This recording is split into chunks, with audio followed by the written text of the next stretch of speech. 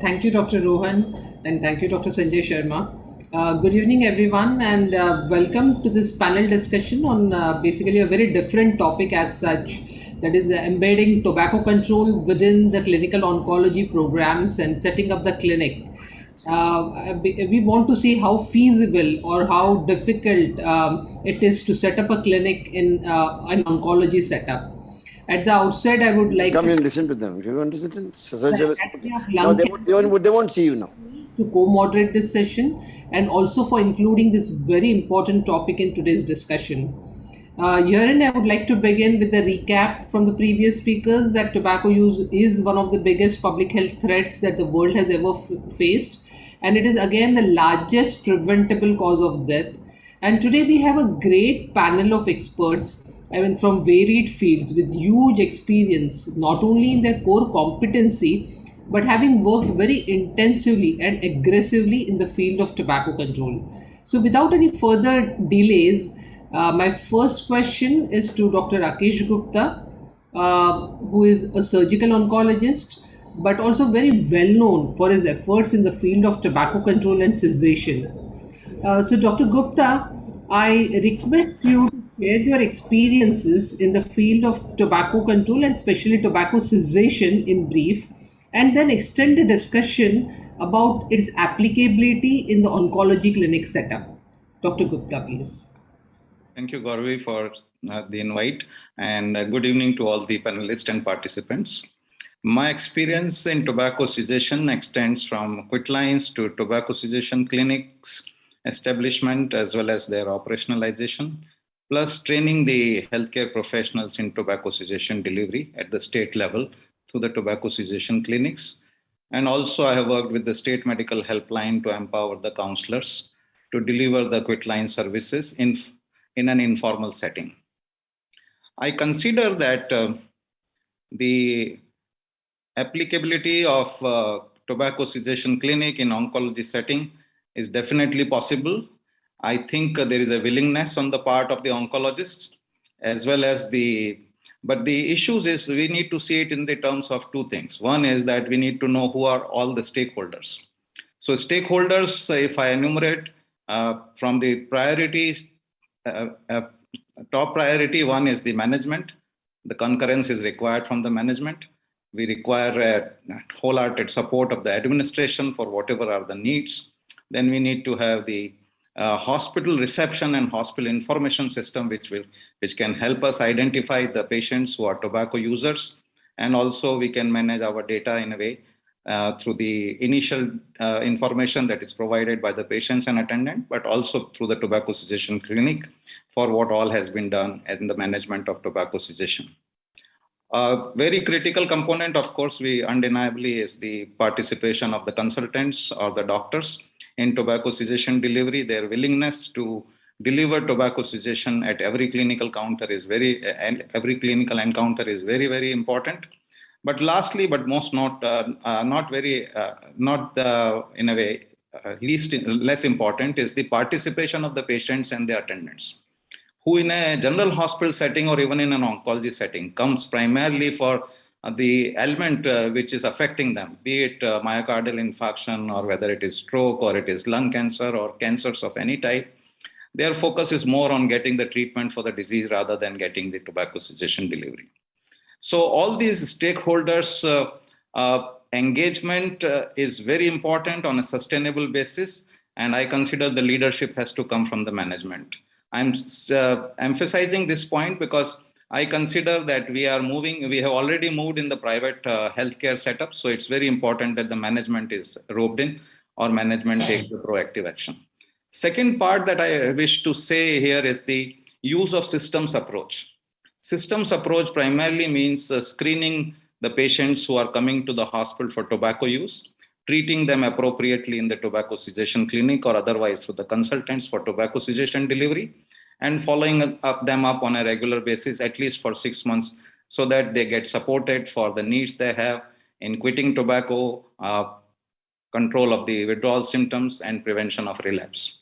This systems approach I consider is very critical because the hospitals have to be engaged in tobacco cessation. The system should know that there is also a win-win opportunity for everybody who is involved in tobacco cessation. And now that it is being looked in from the business point of view, it's very important that there is a profitability also in tobacco cessation delivery. Return on investment, I think, is very high. We need to perhaps calculate it for the country. So this is where I will stop for the question that has been asked to me.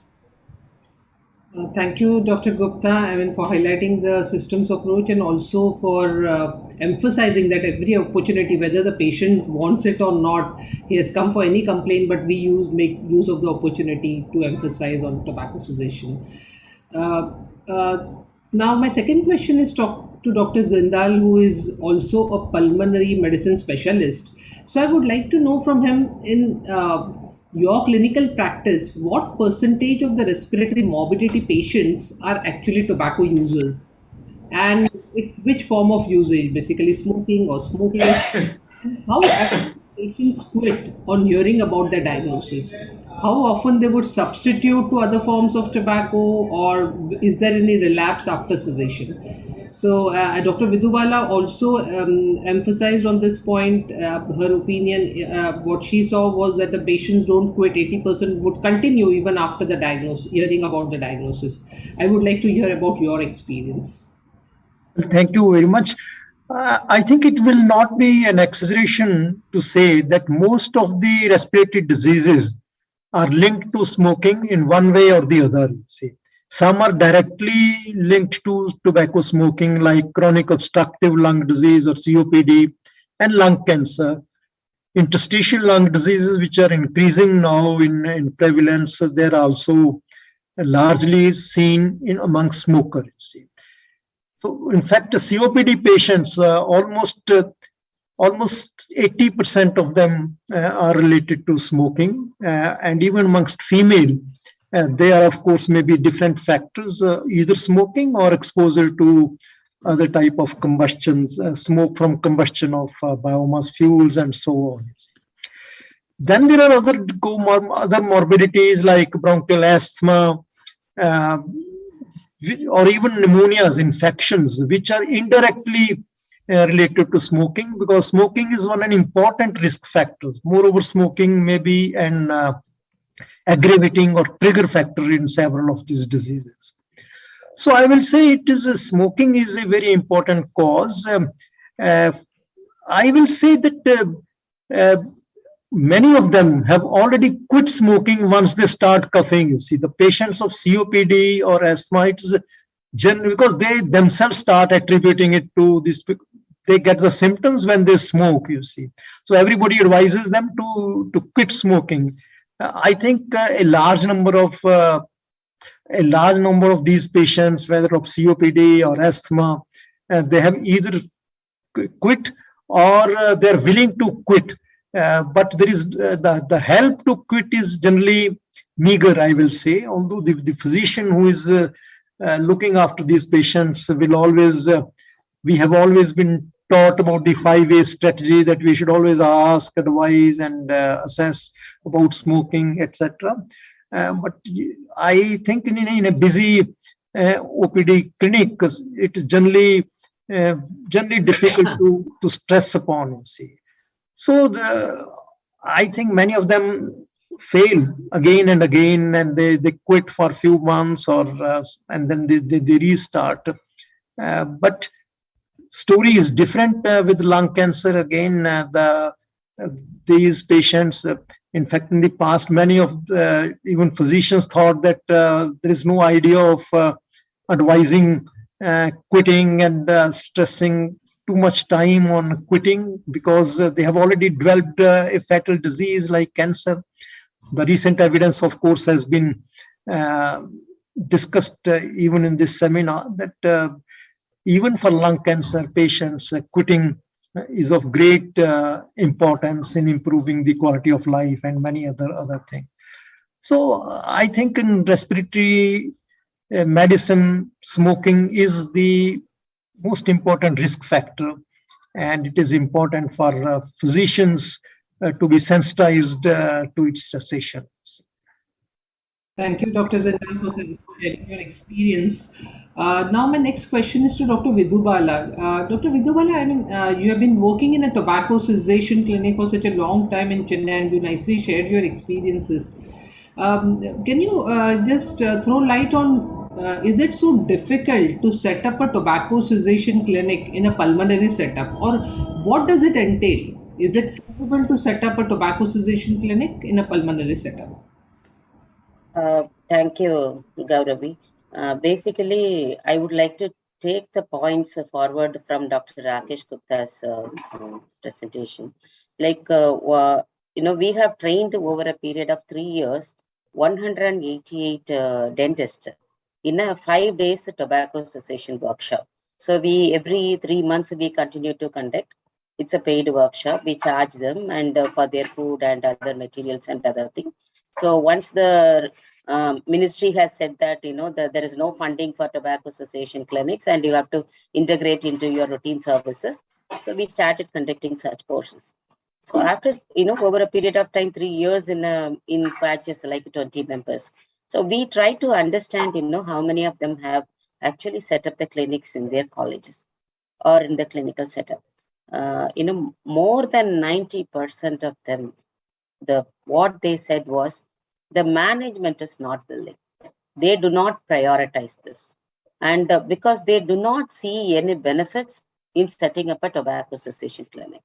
So I do not know how we are going to get the message to the top level administration people who do not deal with the daily routine clinical aspects. And getting a room or getting a staff or the existing staff to be trained in tobacco cessation or orient your own staff, like treat your patient. Why are you doing unnecessary things, wasting your time? If a top level management people give that information, most of the time they also strongly believe if we start a tobacco cessation clinic and if we start insisting on them to quit tobacco use, they may disappear from your hospital itself. They do not want to see the same clinician again. So in this way, you will be losing the patients if you start insisting on tobacco cessation.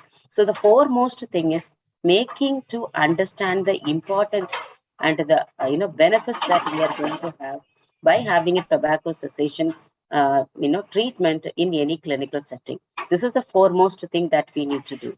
The second thing, even for any mandatory thing, if we are asking them, okay, they no other go, and that's a if people come for some rating from the government inspection or something like that, now the dental clinics are asked to set up a clinic as part of their services. So if there is something being mandated, even in this context, what we see is the room and the infrastructure which is being provided for tobacco cessation somewhere near the toilet, somewhere near under the steps, some one corner. That is the importance that has been at present given to tobacco cessation. Then the training part, the trained personnel, let it be like rightly Dr. Pratima Murthy said, there is no, hard and core, like this is how it should be. Nothing like that. Even a 3 minutes of a physician's time can make a huge impact on the outcome of the tobacco cessation. So at whatever the level that we are doing, we need to put in our efforts and make the administration to convince and make the clinicians to be part of it and take this tobacco cessation aspect as a serious matter. First of all, as a prevention as well as a clinical, to be integrated as a significant part of the treatment itself. That's the biggest challenge, and we need to do that. Thank you. Thank you, Dr. Vidubala. It's really important that we keep emphasizing that even a brief interaction by a physician goes a long way in initiating at least the thinking process that one needs to quit tobacco. So thank you for that insight. And I think, as you rightly mentioned, you have trained so many physicians in tobacco cessation. Training a large number of paramedical staff from the clinic also is very feasible in a short period of time. So if the 5 A's and the 5 R's, if it is difficult on a particular occasion for a physician to do it, maybe the paramedical staff who is trained in the same, who belongs to the same clinic, can take it forward. But I think not losing that opportunity that we get for interacting with the patient is of key importance. My next question is to Dr. Prabhat Malik, who is a medical oncologist, and really thank you for joining us. From you, we would really like to understand the various chemotherapy regimens that are used for management of lung cancers in terms of their interaction with the different pharmacotherapy medications that are used for tobacco cessation, maybe nicotine based pharmacotherapies or non nicotine based pharmacotherapies. I mean, whether they can be safely used in a patient who is undergoing lung cancer management treatment. Right. So, thank you for inviting me. First of all, I would say that the interaction with smoking and various systemic treatment which we use in the management of lung cancer is quite significant. Tobacco smoke per se increases metabolism of many of the systemic chemotherapy drugs, and in fact, this interaction is much more with more recently used targeted agents, which we use routinely in lung cancer management. The active smoking actually increases metabolism of many of these drugs, and indeed reduces its efficacy. So that's kind of well-established phenomena which we observe. So, I mean, at any point of time, stopping use of tobacco smoke is certainly useful. Sometimes even patients ask that the cancer has already happened. I mean, how it's going to make a difference, but it does make a difference in terms of the effect of treatment. It makes a difference in long-term outcome. This becomes much more important when it comes to the curative setting management, particularly surgical, definitive chemoradiation. In those situations, when we are expecting a reasonably good long-term outcome, in those situations, it becomes much more relevant.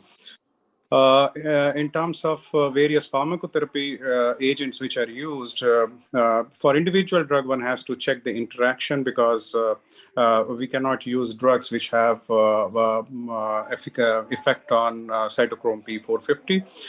For individual drug, you have to check the drug-drug interaction. So that is important when these patients are advised for pharmacotherapy. But by and large, most of these pharmacotherapeutic agents are generally safe if you ask me, it's a generalized statement. Thank you for again repeating that even in patients with lung cancer cessation at any stage, I mean, it is very important that the patient sees tobacco, and cessation only improves the treatment outcomes. Thank you for that. Dr. Suzanne Nathan is with us from the ICMR, and I mean, ICMR well known for cancer research and research in every aspect of science. So I wanted to understand from you, I mean, is there some research wherein the lung cancer society, the chest society can be involved in, especially, when you're looking at the medical students, the PhD students, the MD students taking up some research topic in terms of tobacco cessation among lung cancer patients or among the chest patients as such, and whether this topic of tobacco cessation could be ingrained right from when they are in the student stage. Thank you, Dr. Gauravi, for that question. I would like to first of all reiterate some of the points which which many of the experts have already mentioned. That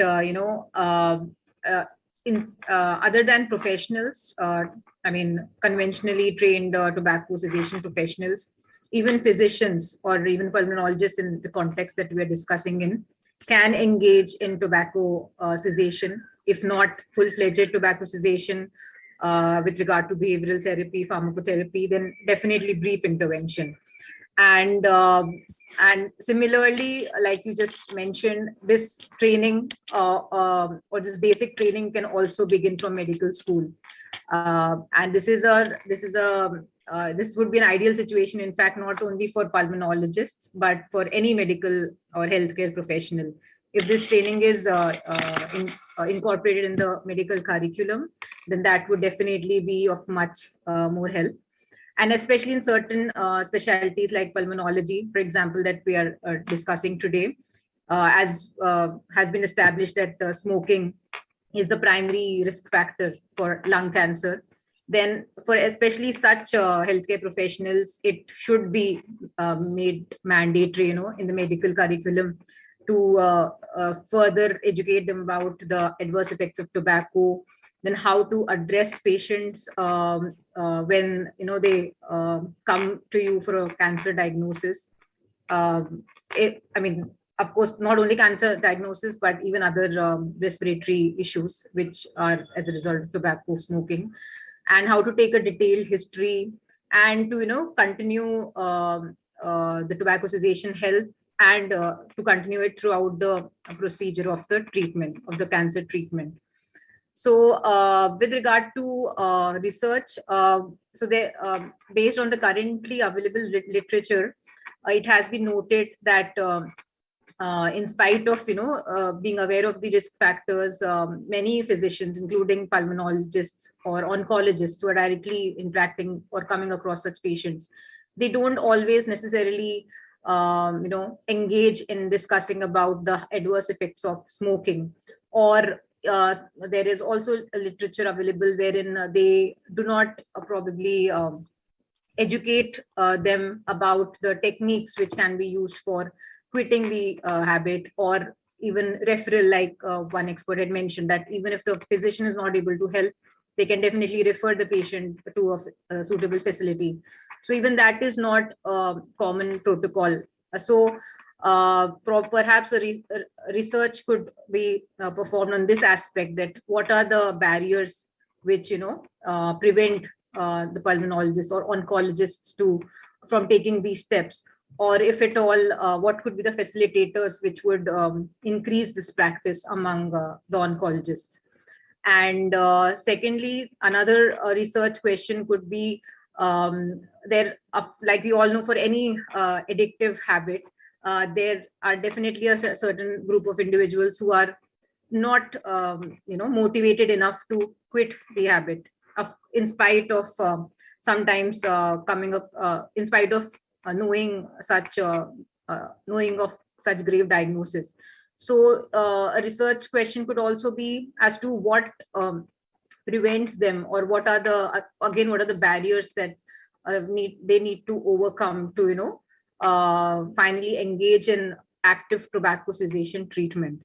So with regard to a clinical setting, I think these could be some questions which could be addressed and studied further. And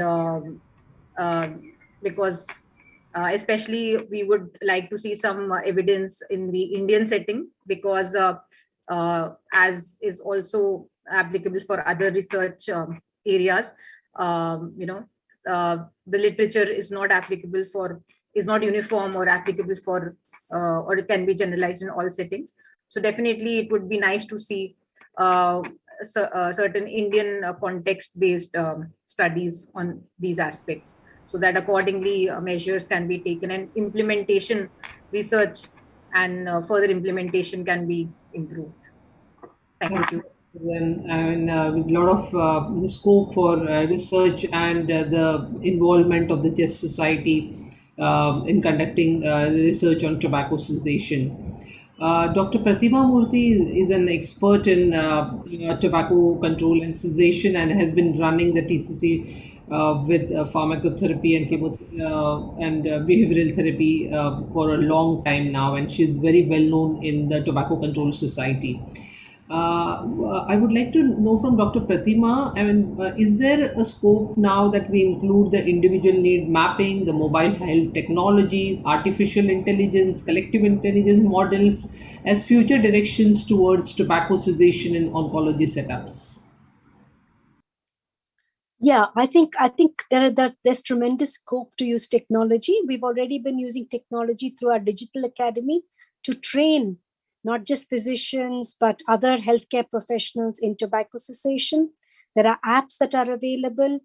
But at the end of the day, I think those are easier for people who might not be very heavily addicted to tobacco use, but for people who are addicted. And, one of the important things is that people perhaps who have used it chronically for a long period of time are at the highest risk to develop malignancies.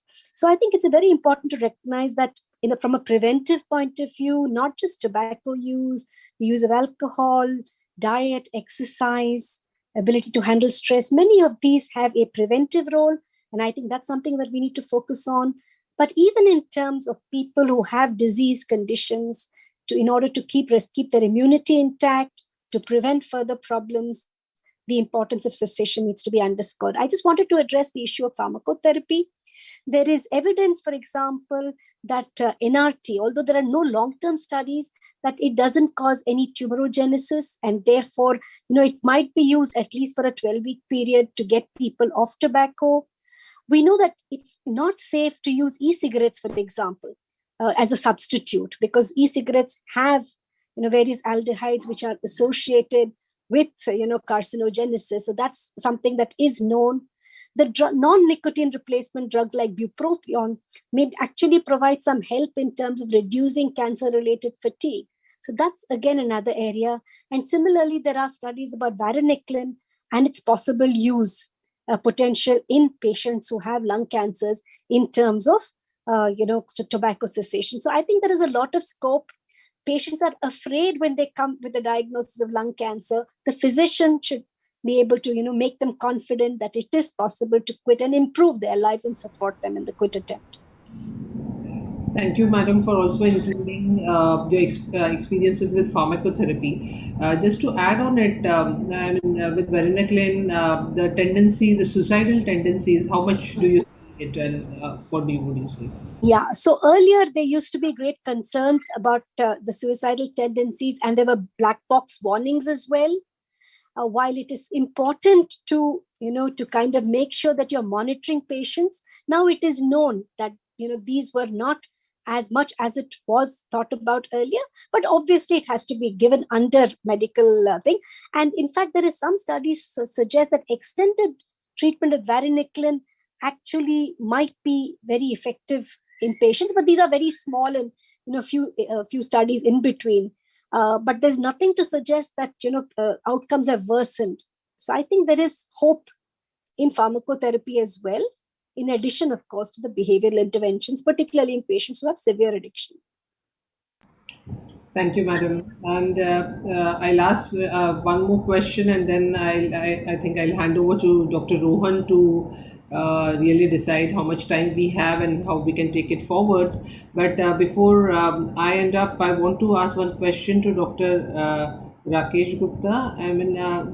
We have this National Tobacco Control Program, and under this program, we have one tobacco cessation clinic by the government, which we are permitted to establish in each district of our country.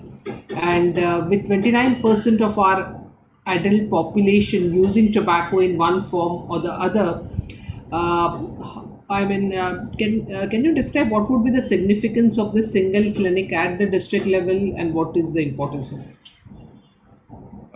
This is a good question, actually, and I consider that the one tobacco cessation clinic at the district level doesn't suffice for the number of tobacco using patients we have at any health facility at any given time.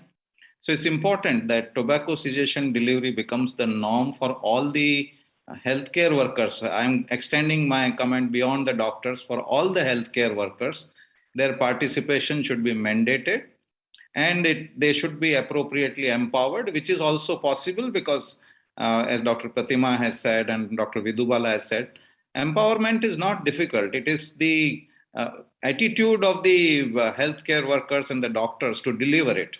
Because if it takes 1 to 3 minutes or at the most 10 minutes of the patient's time in your clinic, it is worth giving it. And especially in reference to the cancer and lung cancer, there is a lot of evidence that when you do that, it also helps to reduce the progression of disease. It also reduces the occurrence of the second cancers.